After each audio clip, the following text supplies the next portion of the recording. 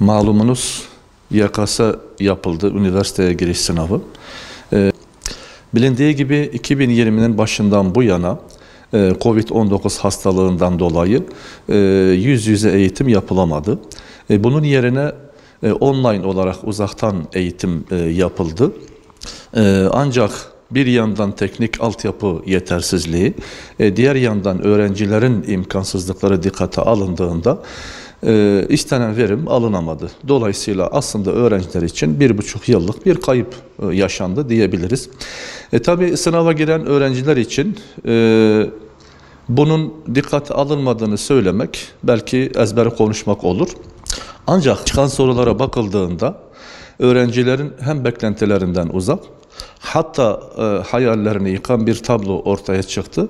Çünkü son 1,5 yıllık kayıp yaşayan öğrencilere nazaran sorular hem uzun hem de zor oldu. Bu yıl bilindiği üzere 2.600.000 civarında öğrenci üniversite sınavına girdi. Ancak bunların önemli bir kısmı malum üniversitelere yerleşemeyecekler ve bunlar tekrar sınava hazırlanacaklar. Tekrar bu maraton devam etmiş olacak. Şimdi sınav sisteminin değiştirilmesi gerektiğine inanıyoruz ki öğrencilerin sadece sınava değil aynı zamanda hayata hazırlanan bir hale kavuşturulması gerekir.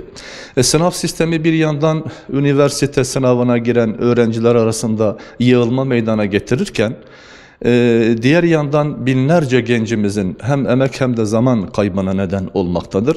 Onun için diyoruz ki liseden mezun olan öğrencilerin üniversite okuyabilmelerinin önünün mutlaka açılması gerekir.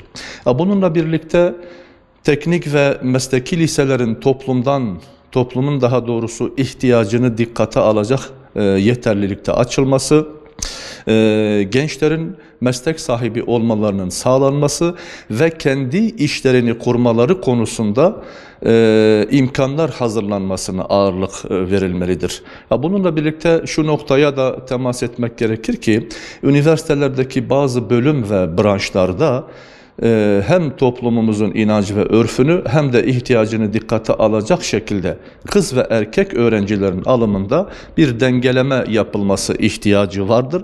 Çünkü bazı branş ve bölümlerde yığılma meydana gelirken bazılarında sayı maalesef çok azdır. Bunların dikkate alınması temennisiyle gençlerimiz sınava girdi, hayırlı neticeler almalarını Rabbimden niyaz ediyor.